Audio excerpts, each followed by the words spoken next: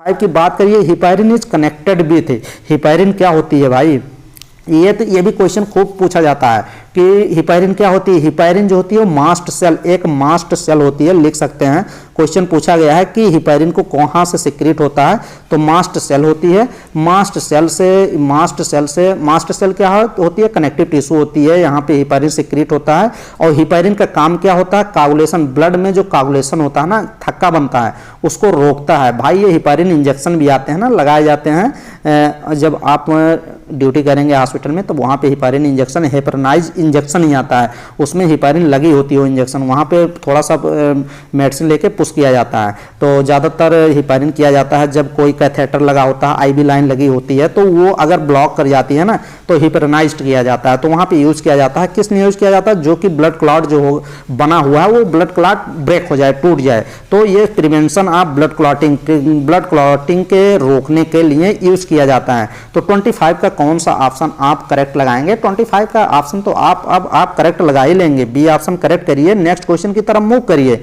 QRST is related, अब ये देखिए यहाँ पर भी क्वेश्चन 2 3 4 क्वेश्चन यहाँ पर भी बनते हैं, थोड़ा हायर लेवल में भी क्वेश्चन बनते हैं, लेकिन हायर लेवल की हम लोग तो बात करेंगे नहीं। हायर लेवल जब आप BSc नर्सिंग करेंगे तो वहाँ हायर लेवल में पढ़ाया जाएगा, वहाँ आप पढ़ लेंगे। लेकिन अगर बात किया जाए यहाँ पे QRST, देखिए जब हार्ट रेट ECG जब आप करेंगे, सबसे अधिक हॉस्पिटल में अगर आपको डॉक्टर या फिर नर्सिंग ऑफिसर जो एडवाइस करते हैं, जब हम लोग ड्यूटी करते हैं तो फ्रेशर स्टूडेंट रहते हैं, स्टूडेंट ही हैं, तो हम लोग को 2 ही 3 काम खूब मिलता है। ECG करने के लिए तो इतना मिलता है कि ECG में आप एकदम एक्सपर्ट हो जाएंगे, भले उसमें कुछ चीज़ें ना जान पाएँ कि कैसे क्या चीज़ें होती हैं, लेकिन ECG करना एकदम अच्छे से सीख जाएंगे। लेकिन आप अच्छे से अगर पढ़ेंगे ना तो ECG देखना भी जान जाएंगे। ECG को देखना थोड़ा टफ होता है, लेकिन तो अगर आप अच्छे से पढ़ेंगे तो ECG का जो आप मिलता है फोटो ना, वो आप देख ले जाएंगे। तो QRS आप देखिए, जैसे ECG में NCERT में जाएंगे तो एक फिगर ऐसे बनाया होगा, उस फिगर को आप जाके ऐसे आप देख सकते हैं, ये ऐसे ही बनाया होगा। तो यहाँ पे जब आप ऐसे करेंगे, फिर यहाँ से ऐसे जाएंगे, फिर यहाँ से थोड़ा, यहाँ पे थोड़ा और एक लेवल और होता है, यहाँ पे यू वेव भी होती है, लेकिन यू वेव से हमसे मतलब नहीं है। देखिए अगर ECG में वेरिएशन काफ़ी चीज़ें, यहाँ देखिए जब हार्ट में कोई दिक्कत होती है, हार्ट का टेस्ट होता है, ECG इलेक्ट्रोकार्डियोग्राम होता है, ECG किए जाते हैं, जो लीड के थ्रू चेस्ट पे 6 लीड लग जाते हैं और एंकल पे, अपर और लोअर एंकल पे लगाए जाते हैं। तो ये देखिए लीड, इसी में वेरिएशन होता है। अगर हार्ट में कोई प्रॉब्लम है तो ये इसका जो है ना, ये नीचे कभी चला जाएगा, और ये थोड़ा सा वेरिएशन इसमें भी आ जाते हैं, फिर इसमें भी वेरिएशन हो जाता है। तो यहाँ पे हम बात करेंगे, ये देखिए P वेव होती है, ये यहाँ पे Q वेव होता है इस कोने पे, ऊपर एकदम R वेव होती है, यहाँ पे S वेव होती है। अगर बात किया जाए ये कौन सी, ये T वेव हो जाती है। अगर बात किया जाए तो यहाँ पे देखिए P वेव हो जाती है, यहीं पे U वेव भी होती है, तो उसको अलग चेंज करेंगे। देखिए इसमें कुछ अगर हल्का फुल्का वेरिएशन होता है ना, तो ये जो न्यूट्रिएंट जो होते हैं ना, हम लोग जैसे इलेक्ट्रोलाइट जो होते हैं, इलेक्ट्रोलाइट सोडियम पोटेशियम काफ़ी शरीर में होती है, तो उसके भी थोड़ा डाइवर्जेंस से भी ये थोड़ा सा वेरिएट हो सकता है। अगर ज़्यादा वेरिएशन हो रहा है तो हार्ट में प्रॉब्लम है। अब यहाँ पे क्वेश्चन पूछा जा रहा है कि QRST इसको क्या बोला जाता है, ये क्वेश्चन पूछ रहा है। तो QRST भी देख लीजिए, P वेव को देख लीजिए, T वेव को देख लीजिए, इन सब वेव को क्या बोला जाता है, यहीं पे आप नोट डाउन कर सकते हैं। ऐसे ग्राफ बना के आप नीचे लिख लीजिए QRST को क्या बोलते हैं। तो QRST को देख लीजिए, क्या बोलते हैं, या देखिए आर्टिकल कंट्रक्शन या आर्टिकल रिलैक्सेशन है, वेंट्रिकल कंट्रक्शन। तो QRS को डीपोलराइजेशन ऑफ वेंट्रिकल बोला जाता है। तो डीपोलराइजेशन मीन्स क्या होता है, कंट्रक्शन। डीपोलराइजेशन कहीं पे लगा है तो कंट्रक्शन उसका मीन्स होता है।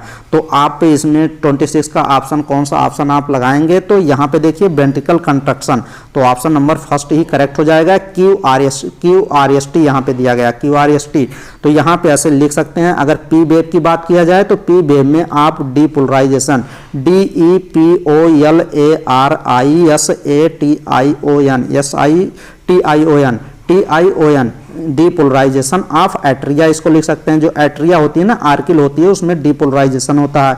डीपोलराइजेशन मीन्स कंट्रक्शन होता है, सिस्टोल होता है। तो ये लिख लीजिए P वेव का। अगर यहीं पे बात किया जाए कि QRST QRS, टी नहीं, QRS को क्या बोलते हैं तो डीपोलराइजेशन ऑफ वेंट्रिकल बोला जाता है। वहां पे डीपोलराइजेशन ऑफ एट्रिया था, यहाँ पे वेंट्रिकल है QRST। और यहीं पे अगर टी वेव की बात किया जाए कि टी वेव क्या है तो टी वेव रीपोलराइजेशन, वहां पे डीपोलराइजेशन था, यहाँ पे रीपोलराइजेशन ऑफ वेंट्रिकल है।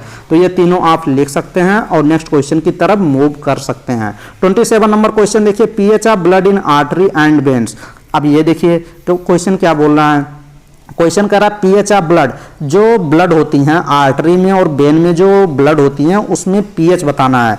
तो देखिए pH higher in the artery, artery में कौन सी ब्लड बहती है, शुद्ध ब्लड बहता है जिसमें ऑक्सीजन अधिक रहती है, और वेन में ऐसी ब्लड बहती है जिसमें CO2 का लेवल अधिक होता है, ऑक्सीजन की लेवल कम होती है। ऐसे लिख सकते हैं, वेन में कौन सा ब्लड बहता है जिसमें ऑक्सीजन का लेवल कम होता है, और इसमें आर्टरी में कौन जिसमें ऑक्सीजन का लेवल क्या होता है अधिक होता है, वो ब्लड बहती हैं। तो 27 का कौन सा ऑप्शन आप 27 का लगाइए, 27 का तो आप ऑप्शन लगा ही देंगे।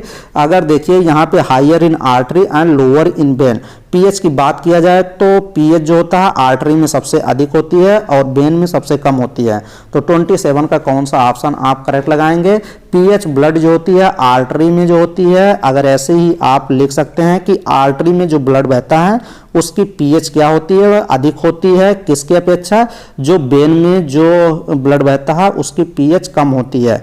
तो सब पीएच किसकी अधिक होती है, जो आर्टरी में ब्लड बहता है उसका पीएच जो होता है अधिक होता है। तो ऐसे आप लिख सकते हैं। नेक्स्ट क्वेश्चन की तरफ मूव करिए। ये देखिए sympathetic nervous system, sympathetic nervous system और पैरासिम्पैथेटिक नर्वस सिस्टम होती है। सिंपैथेटिक नर्वस सिस्टम क्या करती है, हार्ट की रेट को इंक्रीज कर देती है। नॉर एड्रेनालिन एक हार्मोन होता है, उसको सिक्रीशन करा के सिंपैथेटिक नर्वस को स्टिमुलेट करती है, फिर नर्वस सिस्टम में वो सेंसर जाते हैं, फिर हार्ट रेट बढ़ जाती है।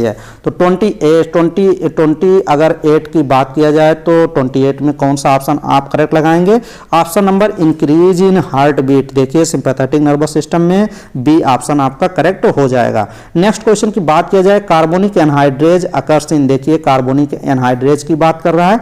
तो इसमें देखिए कार्बोनिक एनहाइड्रेज क्या है, एनहाइड्रेज ASE ऑप्शन में लगा है ना, ASE का मीन्स क्या हो जाता है, काफ़ी बार मैंने बताया हूँ, लगभग 40-50 बार तो वीडियो में, काफ़ी वीडियो में ASE किसी में लगा रहे तो उसका मतलब होता है एंजाइम की बात कर रहा है। तो एंजाइम, तो कार्बोनिक एनहाइड्रेज क्या है, एक एंजाइम है और ये RBC में प्रेजेंट होती है जो कि CO2 को रिलीज करवाने में मदद करती है। तो ये आप इसमें 29 का क्या लगाएंगे, कार्बोनिक एनहाइड्रेज अकर्स इन। तो 29 का कौन सा ऑप्शन आप करेक्ट लगाएंगे, इसमें देखिए RBC option number C option correct हो जाएगा।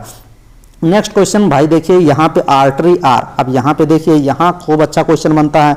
आर्टरी क्या होती है, मैंने अभी पिछले वीडियो में बताया था, आर्टरी और वेन के बारे में बताया था अच्छे से कि वेन क्या होती हैं और आर्टरी क्या होती हैं। जैसे मान लीजिए ये आर्टरी है, इतनी मोटी तो आर्टरी नहीं होती ना, छोटी सी आर्टरी बना सकते हैं।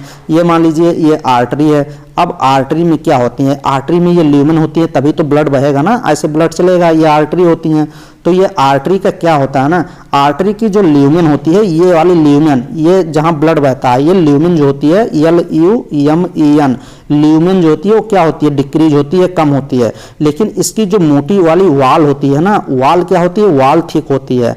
जो अगर पूछ सकते हैं THICK, आर्टरी की पूछा जा सकता है कि आर्टरी की जो वाल होती है वो कैसी होती है, थिन होती है, पतली होती है कि मोटी होती है, तो मोटी होती है। थिक मीन्स क्या होता है, मोटी, मोटा होना, तो थिक होती है। तो ऐसे आप लिख लीजिए, आर्टरी की जो वाल होती है वो मोटी होती है, ल्यूमेन क्या होती है, वो थिन होती है। थिन मीन्स पतला होता है। तो ये आप अच्छे से देख लीजिए, ल्यूमेन नैरो होती है, ल्यूमेन ऐसे लिख लीजिए, नैरो मीन्स कम होती है, NARROW, नैरो लिख लीजिए। ल्यूमेन जो होती है नैरो होती है और इसकी वाल जो होती है थिक होती है। थिक इसीलिए होती है क्योंकि नॉन कोलैप्सिबल होती है।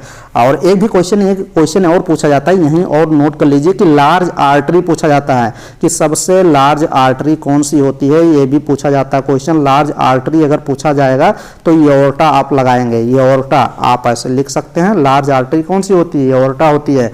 और ये भी क्वेश्चन पूछा जाता है कि आर्टरी में कोई वाल्व होती है कि नहीं, तो कोई वाल्व, आर्टरी में कोई भी वाल्व्स नहीं होती है, कोई वाल्व नहीं होता है, कोई रुकावट नहीं होती, वाल्व नहीं होती। तो ये सब चीजें देख लीजिए। अब ये क्वेश्चन आप लगा सकते हैं कि आर्टरी कैसे होती हैं। तो ऑप्शन नंबर देखिए आप लगाइए, समझिए कि थिन वाल, थिन वॉल होती है, नहीं है तो थिक वॉल होती है, थिक वॉल होती है। And blood flow under high pressure, हाँ थिक वॉल होगी, ल्यूमेन कम होता है, उसकी जो ब्लड बहने की वो होती है ना, ल्यूमेन होती है, वो तो नैरो होती है ना, तो ब्लड तो प्रेशर से ही बहेगा ना, तो थिक वॉल होती है, blood flow under high pressure. तो बी ऑप्शन एग्जैक्ट करेक्ट हो जाएगा। यहाँ पे थिक वॉल और blood flow under diminish pressure, नहीं डिमिनिश मतलब कम होता है भाई, ऐसा तो होगा ही नहीं, बी ऑप्शन करेक्ट हो जाएंगे। नेक्स्ट क्वेश्चन की अगर बात किया जाए, bundle of fish is found in, bundle of fish मैंने बता दिया अभी, बंडल ऑफ फिश कहाँ पाया जाता है, लीवर में पाया जाता है, कभी नहीं, ब्रेन कभी नहीं, मसल्स कभी नहीं, हार्ट में पाई जाती है bundle of fish. Purkinje fibre, bundle of fish, papillary muscles, SA node, AB node, ये सब किस में पाई जाती हैं, tricuspid wall, bicuspid wall, ये सब हार्ट में पाई जाती हैं। तो बी ऑप्शन, सी ऑप्शन आप करेक्ट लगाइए और नेक्स्ट क्वेश्चन की तरफ मूव करिए, जो कि शानदार question, heart beat are accelerated by, question कह रहा है कि हार्ट बीट जो होती है एक्सीलरेट करती है, मतलब बढ़ना शुरू हो जाती है, एक्सीलरेट करती है किसके द्वारा, हार्ट बीट मतलब बहना मतलब चलना शुरू हो जाती है। तो हार्ट बीट को कौन एक्सीलरेट करता है, तो 34 का कौन सा ऑप्शन आप करेक्ट लगाएंगे, 34 का आप देखिए अच्छे से समझिए और लगाइए। अभी अभी मैंने बताया था cranial nerve, sympathetic nerves and acetylcholine, और क्रेनियल नर्व एंड एड्रेनालिन या sympathetic nerve and epinephrine, epinephrine और नॉर एपिनेफ्रिन क्या करती हैं, ये हार्ट रेट को बढ़ा देती हैं। तो sympathetic nervous system, option number आप डी ऑप्शन लगाएंगे। 34 का कौन सा ऑप्शन लगाएंगे, डी ऑप्शन, क्योंकि हार्ट रेट को एक्सीलरेट किया जाता है सिंपैथेटिक नर्व्स के थ्रू, और ये सिक्रेट करती है, सिंपैथेटिक नर्वस सिस्टम क्या सिक्रेट करती है, epinephrine hormone, epinephrine hormone secrete करती है। और पैरासिम्पैथेटिक नर्वस की बात किया जाए तो वो तो हार्ट रेट को क्या करती है, पैरा मीन्स परा, तो वो हार्ट बीट को डिक्रीज कर देती है। तो ऑप्शन नंबर डी लगाएंगे और नेक्स्ट क्वेश्चन की तरफ मूव कर जाएंगे। Life span of human RBC, red blood cells जो ह्यूमन के ब्लड में जो आरबीसी होती है उसका लाइफ स्पान कितने साल तक, कितने महीने तक, कितने दिन तक, कितने घंटे तक जिंदा रहेगी, तो 120 दिन तक जिंदा रहती है ह्यूमन आरबीसी, तो इसी ऑप्शन करेक्ट हो जाएगा। Next question 36, blood group A is, blood group A क्या होती है, अब ये बताइए। इसमें देखिए 36 का आप लगाइए, ब्लड ग्रुप ए में क्या होती है, ब्लड ग्रुप ए में एंटीजन ए ग्लूटीजन प्रेजेंट होती है, एंटीबॉडी बी प्रेजेंट होगी। तो इसमें 36 कौन सा ऑप्शन आप करेक्ट लगाएंगे, 36 का अगर ऑप्शन नंबर देखिए, इसमें ए ग्लूटिनोजन आरबीसी, हाँ जो 36 ब्लड ग्रुप ए जो होता है ना, एंटीजन क्या होती है, एंटीजन को ही बोला जा सकता है, ए ग्लूटिनोजन जो प्रेजेंट होती है आरबीसी की मेम्ब्रेन पे प्रेजेंट होती है। तो इसमें लगाइए ए ग्लूटिनोजन ऑन आरबीसी, कहाँ पे, ब्लड ग्रुप ए किस पे प्रेजेंट होता है, आरबीसी की सरफेस पे, और सरफेस क्या होती है, ए ग्लूटिनोजन होती है। तो बी ऑप्शन आपका करेक्ट हो जाएगा। Single heart circuit is found in, भाई इसमें कह रहा है कि single heart circuit, single heart circuit का मतलब एक होता है डबल सर्कुलेशन, एक सिंगल सर्कुलेशन जहां पे ब्लड बहता है। तो इसमें पूछा जा रहा है single circulation heart circuit, single heart circulation किसमें पाया जाता है, मैन में तो डबल सर्कुलेशन पाया जाता है, मैंने बताया था एक पाया जाता है जो हार्ट से, और हार्ट से कहाँ पे ले जाता है, हार्ट से लंग्स में ले जाता है, और एक हार्ट से पूरे शरीर में बहता है, तो डबल सर्कुलेशन ही चलता है ना। लेकिन 37 की अगर बात किया जाए, अगर आप सिंगल हार्ट सर्कुलेशन पढ़े होंगे, मैंने तो काफ़ी बार पढ़ाया ही हूँ, जब फिश इनवर्टिब्रेट एंड फिश में देखेंगे, मछली में देखेंगे, तो वहाँ पे सिंगल सर्कुलेशन दिखेगा। तो ऑप्शन नंबर सी लगाइए और नेक्स्ट क्वेश्चन की तरफ। इन फ्रॉग मीन्स मेढक, heart there are cardiac muscles which consist of fibre called, तो हार्ट की, फ्रॉग की हार्ट में जो कार्डियक मसल्स होती है वो फाइबर्स की बनी होती है, फाइबर्स की होती है, तो उसको क्या बोला जाता है, मायो, यहाँ देखिए परकिंजे फाइबर या मायोनिम्स या फिर टिलोडेंड्रिया फिर कॉलमनी कार्नी क्या बोलते हैं। 38 नंबर क्वेश्चन पूछा जा रहा है। तो मायोजेनिक हार्ट है, तो मायोजेनिक हार्ट का मतलब क्या होती है, इंपल्स के अकॉर्डिंग ये मायोजेनिक, न्यूरोजेनिक ये सब डिवाइड किए गए हैं। तो 38 का अगर आप क्वेश्चन लगाएंगे तो इसमें फर्स्ट ऑप्शन करेक्ट हो जाएगा, परकिंजे फाइबर उसको बोलते हैं।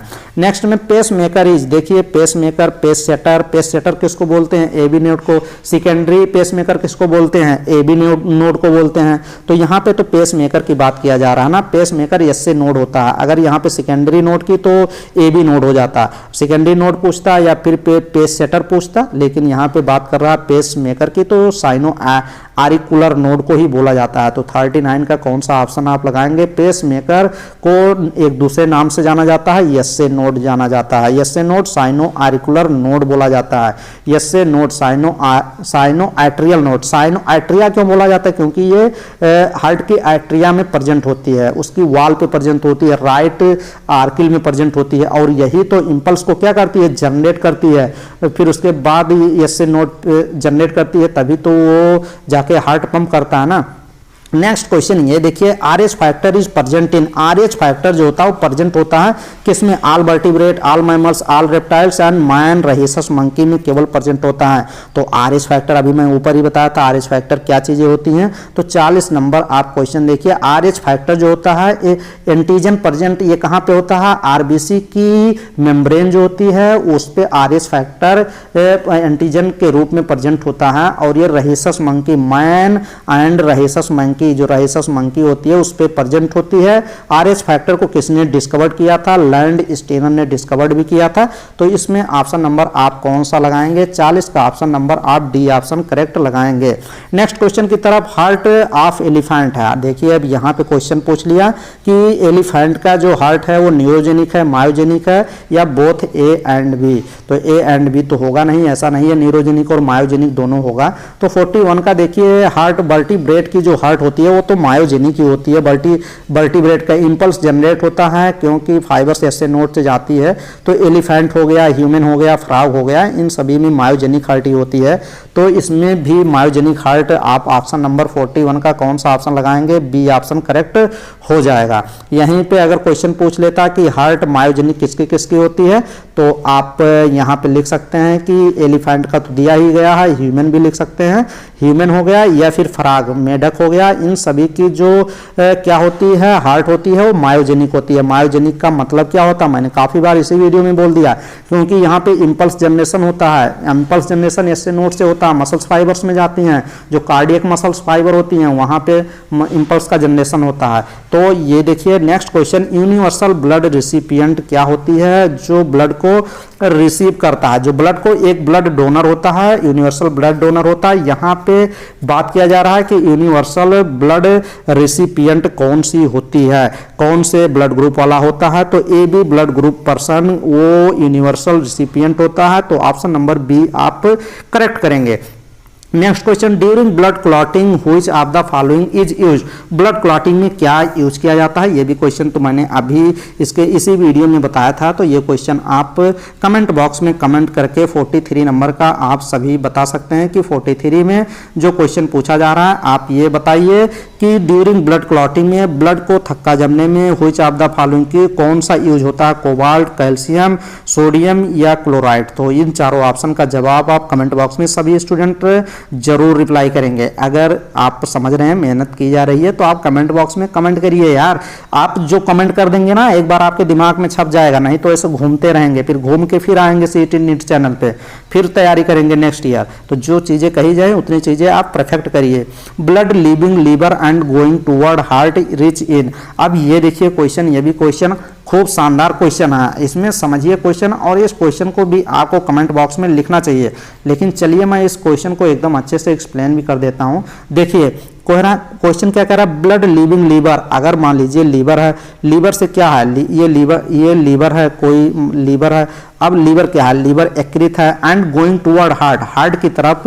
लीवर से अगर हार्ट की तरफ ब्लड जा रहा है तो सबसे अधिक मात्रा में क्या होगा? तो लीवर में देखिए बाइल भी होता है, यूरिया भी होता है, अमोनिया भी होता है, ऑक्सीजन भी होती है। तो ब्लड में तो सब कुछ होता है। तो यहाँ पे कह रहा है रिच मात्रा में क्या होगा? तो लीवर में आप एक चीज पढ़े होंगे, नहीं पढ़े होंगे तो आज तो जान ही जाएंगे, मैंने तो काफी बार बताया, ऑर्निथिन साइकिल एक बताया हूं। तो यूरिया फॉर्मेशन होता है कहां पे? Urea formation. यूरिन की बात नहीं हो रही है कि यूरिन फॉर्मेशन, यूरिन की बात मैं नहीं कर रहा हूं, यूरिया की बात कर रहा हूं। NH3 क्या होता है? अमोनिया होती है। NH3CO NH3 क्या होती है? यूरिया होती है। यूरिया का फार्मूला जो होता है, तो इसमें यूरिया क्या होता है? ऑर्निथिन साइकिल लीवर में चलती है, वहां पे यूरिया फॉर्मेशन होता है। तो जब लीवर से ब्लड जाएगा हार्ट में तो सबसे अधिक उसमें मात्रा में हाई अमाउंट में क्या रहेगा? यूरिया ही रहेगा। तो ऑप्शन नंबर बी लगाएंगे। और next question, term innominate is related with. Innominate means absence. Innominate means क्या होता है? एब्सेंस होता है। तो क्वेश्चन नंबर पे आप मत जाइएगा कि ये नहीं कि मैंने यहाँ पे क्वेश्चन नंबर कराया 44 के बाद 47, हाँ जो सिलेक्टेड क्वेश्चन लिए गए हैं। तो 47 देखिए, इनोमिनेट रिलेटेड विथ, इनोमिनेट कुछ बोन भी होती है और कुछ मसल्स भी होती हैं, तो स्केलेटन एंड आर्टरी दोनों में ये इन्वॉल्व होंगी। इनोमिनेट मतलब होती है बिना कोई नेम का, बिना कोई नेम की बोन तो होती है ना, इनोमिनेट बोन मैंने बताया है कि इनोमिनेट बोन होती है, इनोमिनेट आर्टरी दोनों होती हैं। तो 47 का कौन सा ऑप्शन आप लगाएंगे? आप इसमें देखिए यहाँ नर्व दिया गया है, यहाँ पे आर्टरी दिया गया है और यहाँ पे स्केलेटन में बोन आ गया और स्केलेटन में क्या आएगा? बोन आ गया और आर्टरी में तो आर्टरी आएंगी, तो सी ऑप्शन इसीलिए करेक्ट हो जाएगा। स्केलेटन में बोन के अकॉर्डिंग ये ऑप्शन सही हो रहा है। बोन और आर्टरी दोनों इनोमिनेट बोन भी होती हैं, आर्टरी भी होती हैं, तो स्केलेटन में ही तो बोन होती हैं, इसीलिए तो सी ऑप्शन लगा रहे हैं, नहीं तो वैसे तो बी ऑप्शन आर्टरी लग जाता, लेकिन यहाँ पे स्केलेटन दिया गया तो स्केलेटन में बोन तो आता ही है।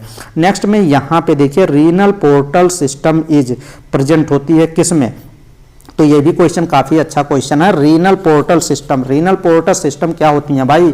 रीनल पोर्टल सिस्टम जो होती है वो देखिए, वो फिश में भी होती है, मछली में भी होती है, एम्फीबिया में भी होती है, और अगर बात किया जाए कि बर्ड चिड़िया जो हो गया और रेप्टाइल जो होते हैं उसमें रिड्यूज होते हैं, कम होते हैं, और एब्सेंट मैमल में तो रीनल सिस्टम जो होती है होती ही नहीं है, एकदम एब्सेंट होती है। तो ये क्या करती है, ये ब्लड जो होती है ये पोस्टीरियर रीजन से किडनी में ले जाएगी, किडनी से रीनल पोर्टल वेन निकलती है, तो रीनल पोर्टल वेन प्रेजेंट किसमें होगी? ये देखिएगा क्वेश्चन आप लगाइए, इस क्वेश्चन का जवाब दीजिए। रीनल पोर्टल सिस्टम 48 का ऑप्शन नंबर अगर आप लगाएंगे तो इसमें सी ऑप्शन देखिए, एब्सेंट इन मैमल। मैंने बताया था कि रीनल पोर्टल सिस्टम जो होती है वो एब्सेंट होती है मैमल में। नेक्स्ट क्वेश्चन यहाँ पे देखिए, which is correct for artery, artery के अकॉर्डिंग मैंने ये क्वेश्चन आप लगाइए। मैंने अभी इसके पहले आर्टरी के बारे में एकदम अच्छे से आपको बता दिया था, और जो आर्टरी का बताया था उसी का जस्ट उल्टा आप बेन कर देंगे तो आपका सही हो जाएगा। लेकिन यहाँ पे तो आर्टरी बताना है, तो आर्टरी की ये क्वेश्चन सही करिए।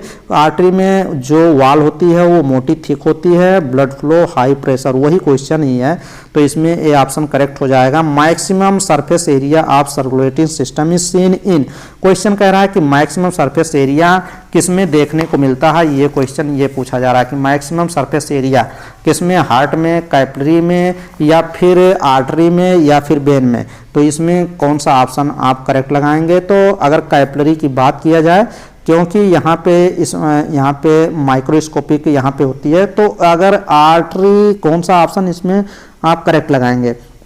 तो देखिए आर्टरी और वेन, और एक होती है कैपिलरी, तो कैपिलरी सही हो जाएगा क्योंकि इसमें एंडोथेलियम प्रेजेंट होती है, स्क्वेमस भी होती है और लीस्ट ल्यूमेन भी होती है।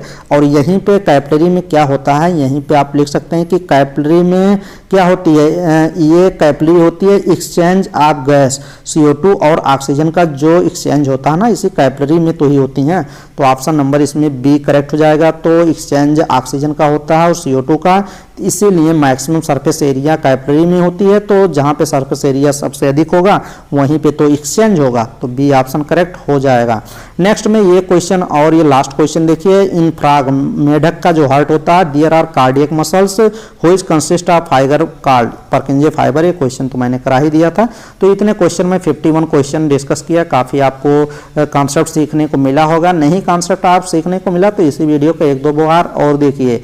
कॉन्सेप्ट तो मैंने काफ़ी इसमें क्लियर किए हैं, आप लोग की कॉन्सेप्ट अच्छे से क्लियर हुआ होगा। एक बार चीज़ें आप अच्छे से समझेंगे तो आप काफ़ी चीज़ें कवर कर पाएंगे, क्योंकि कवर करना पड़ेगा। तो अच्छे क्वेश्चन को सॉल्व करिए और ज़्यादा से ज़्यादा आप ये सोचिए कि ज़्यादा से ज़्यादा क्वेश्चन सॉल्व करिए। एक क्वेश्चन यहीं पे कार्डियक आउटपुट मैंने काफ़ी बार बताया था, एक स्टूडेंट ने मुझे से बात करके पूछा था सर कार्डियक आउटपुट क्या होता है, जो कि मैंने उससे यही चीज़ बोला, आप जाके वीडियो रिवाइज करिए, सभी चीज़ मिल जाएंगी। वो चीज़ मैं नहीं बता पाऊंगा जो चीज़ मैं काफ़ी बार बताया हूँ। तो कार्डियक आउटपुट की अगर बात किया जाए कि कार्डियक आउटपुट क्या होता है, तो देखिए हार्ट बीट प्लस जितना हार्ट बीट होगा उसमें अगर मल्टीप्लाई कर देंगे स्ट्रोक बैलून से तो कार्डियक आउटपुट आपका निकल के आ जाता है। अगर हार्ट बीट की बात किया जाए तो कितना हार्ट बीट होता है, स्ट्रोक बैलून कितना होता है, तो ये भी आपको पता होना चाहिए। कार्डियक हार्ट रेट कितना होता है, 1 मिनट में 72-70 बार धड़कता है, और स्ट्रोक वॉल्यूम भी वही 70-72 ही होते हैं। तो आप निकालेंगे, आपका निकल जाएगा। एक यहीं पे आप लिख सकते हैं कि क्वेश्चन पूछा जाता है कि पल्स प्रेशर क्या होता है, PULSE, पल्स प्रेशर का फार्मूला भी आप लिख सकते हैं। क्वेश्चन डायरेक्ट पूछा जा सकता है कि पल्स प्रेशर कितना होता है। तो पल्स प्रेशर कितना होता है, ये देखिए, पल्स प्रेशर अगर बात किया जाए तो 40 mmHg होता है। पल्स प्रेशर 40 mmHg होता है, mmHg यह इतना होता है, 40 mmHg पल्स प्रेशर होता है। अब पल्स प्रेशर ये 40 mmHg आया कैसे भाई, तो इसका फार्मूला लिख लीजिए। पल्स प्रेशर इक्वल टू होता है सिस्टोलिक ब्लड प्रेशर और डायसिस्टोलिक ब्लड प्रेशर, तो पता है ना, systolic SYSTOLIC systolic blood pressure में से आप माइनस कर दीजिए diastolic blood pressure, DIASTOLIC diastolic blood pressure minus कर देंगे तो आपका 40 आ जाएगा। सिस्टोलिक ब्लड प्रेशर कितना होता है, 120, और डायसिस्टोलिक ब्लड प्रेशर 80 होता है। जब 120 में 80 घटाएंगे तो कितना आ जाएगा, माइनस करेंगे तो 40 mmHg ही आएगी। और ये 120 और ये जो 40 रखा गया है ना, ये mmHg में ही वैल्यू है। तो ये 40 mmHg आपका क्या आ जाएगा, पल्स प्रेशर आ जाएगा, जो कि काफ़ी बार क्वेश्चन, ये सब क्वेश्चन पूछे जाते हैं। तो देखिए सभी चीज़ें आपको एक्यूरेट पढ़ाई गई हैं, तो आप अच्छे से एकदम मेहनत करके तैयारी करिए। और एक क्वेश्चन और है, अगर पूछा जाता है कि जो स्प्लीन क्या करता है, स्प्लीन में कौन सी ब्लड होती है, गंदी ब्लड होती है। गंदी ब्लड का मतलब डीऑक्सीजनेटेड ब्लड, CO2 जिसमें अधिक रहेगा। तो स्प्लीन में हमेशा शुद्ध ब्लड रहता है, स्वच्छ ब्लड जिसको बोला जाता है। स्वच्छ ब्लड आप ऐसे लिख लीजिए कि स्वच्छ ब्लड किस में होता है, तो स्प्लीन में लिख सकते हैं आप। स्प्लीन में हमेशा कौन सा, ऑक्सीजनेटेड ब्लड, शुद्ध ब्लड रहती है। अगर बात किया जाए कि गंदा ब्लड कौन सप्लाई करता है, गंदा ब्लड जो डीऑक्सीजनेटेड ब्लड किसको सप्लाई किया जाता है, तो लंग्स को, लंग्स मीन्स फेफड़े को।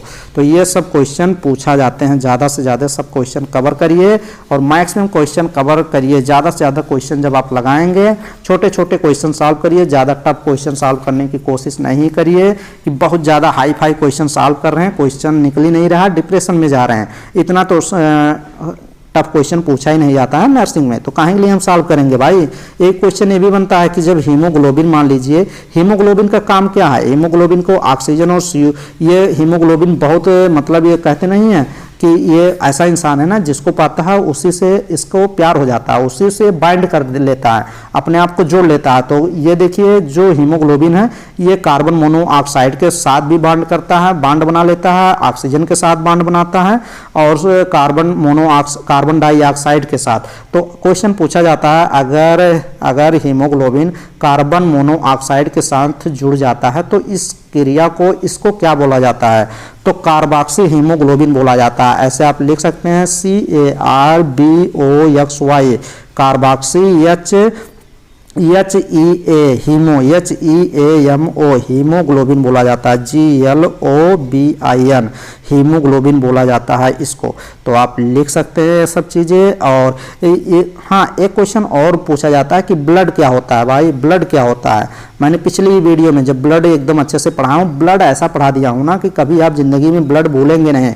नोट करिए, उसको रिवाइज करिए, उस लेक्चर को जाके देखिए ब्लड क्या होती है। ब्लड में ऐसे क्वेश्चन पूछा जा सकता है कि क्वेश्चन दे देगा ब्लड क्या है, ऑप्शन में देगा प्लाज्मा को ब्लड बोलते हैं, फिर प्लाज्मा लिख देगा, प्लस क्या दे देगा, आरबीसी भी दे देगा, आरबीसी दे देगा यहाँ पे, फिर उसके बाद डब्ल्यूबीसी लिख देगा, फिर उसके बाद प्लेटलेट्स भी लिख देगा प्लस करके यहाँ पे, फिर उसके बाद दूसरे ऑप्शन में plate PLATE plate ELETS platelets लिख देगा। तो ये सब ब्लड ही होते हैं। ब्लड इक्वल टू होता ही है, प्लाज्मा होता है प्लस आरबीसी WBC प्लेटलेट्स, और इन सभी आरबीसी WBC प्लेटलेट्स को क्या बोलते हैं, फॉर्म्ड एलिमेंट बोलते हैं।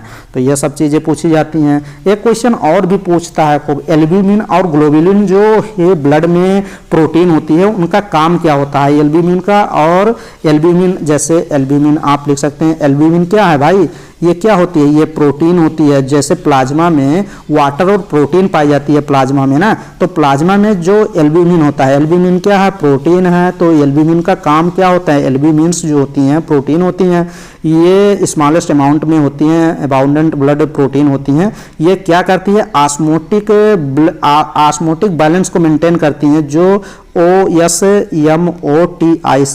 एक सिंगल ओ है, नहीं तो डबल ओ मत बनाइएगा। ऑस्मोटिक क्या करती हैं, बैलेंस को मेंटेन करती हैं, BALANCE ऑस्मोटिक बैलेंस को मेंटेन करती हैं। ऑस्मोटिक बैलेंस भाई तभी तो जो सेल्स होती है ना, सेल्स को भी न्यूट्रिशन चाहिए जिंदा होने के लिए। अगर ऑस्मोटिक बैलेंस गड़बड़ हो गया ना तो स्वेलिंग हो जाएगी, एडिमा हो जाएगा, तो और काफ़ी कॉम्प्लिकेशन आते हैं। तभी तो एल्ब्यूमिन की जो कहते नहीं है, जब आप ब्लड पढ़ेंगे ना तो ब्लड में क्रिस्टलॉइड और कुछ सॉलिड होते हैं, तो ये कोलॉइड सॉल्यूशन में आते हैं। कोलॉइड सॉल्यूशन एल्ब्यूमिन, जब कोई पेशेंट आप हॉस्पिटल में ड्यूटी करेंगे ना तो एक पूरी थैली आती है, लगभग 6 या 7-8 हज़ार की थैली आती है पूरी। जैसे ग्लूकोज नहीं लगाए जाते हैं वैसे एल्ब्यूमिन की थैली आती है, वो ऐसे डिवाइड की जाती है। वो अलग अलग, यहाँ पे वाटर रहेगा और यहाँ पे एल्ब्यूमिन रहेगी। जब लगाना होता है तो इसको घिसते हैं, थोड़ा सा ऐसे रब करते हैं, ये यहाँ पे ब्रेक हो जाती है, दोनों वाटर और ये दोनों मिल जाती है, और ये लगभग 70 या 72 घंटे में ये पूरा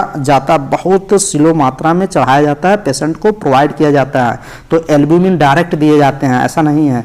तो ये सब चीज़ें आप अच्छे से करिएगा। एल्ब्यूमिन और ग्लोब्यूलिन, ग्लोब्यूलिन का मीन्स आप जान रहे हैं डिफेंस मैकेनिज्म में वर्क करता है। तो चलिए, काफ़ी बड़ा वीडियो हो गया, आपको चीज़ें समझ में चीज़ें आई होंगी। तो चलिए आप वीडियो को शेयर करिए और देखिए, तैयारी करिए शानदार, एकदम जितनी शानदार करेंगे उतना कॉन्फिडेंस आएगा और इतना अंदर आपके ईगो आएगा। तो जितना आप शानदार पढ़ेंगे उतना ईगो आएगा और पढ़ने में मजा आएगा, और हर लक्ष्य आपको दिखाई देगा कि इस साल मेरा सिलेक्शन हो रहा, मैं गवर्नमेंट कॉलेज में जा रहा हूँ, बीएससी नर्सिंग कर रहा हूँ। बीएससी नर्सिंग करने के बाद सैलरी 70-80 हज़ार पर मंथ सैलरी मिल जाएगी। अगर जॉब गवर्नमेंट लग गई उसके लिए भी तैयारी करनी पड़ती है, जो मैं इस समय कर रहा हूँ। आप लोग की दुआ रही, दुआ लगेगी आप लोग, तो मेरा भी सिलेक्शन हो जाएगा और मैं आगे चलूँगा, आप लोग को सब कुछ चीज़ें प्रोवाइड बताता चलूँगा, आपकी अच्छे से हेल्प हो जाएगी और आपका भी सिलेक्शन हो जाएगा और लाइफ सिक्योर है भाई ये कोर्स अगर करने जा रहे हैं। चलिए नेक्स्ट वीडियो में और चीज़ें आपको क्लियर करके बताएंगे। थैंक यू, धन्यवाद।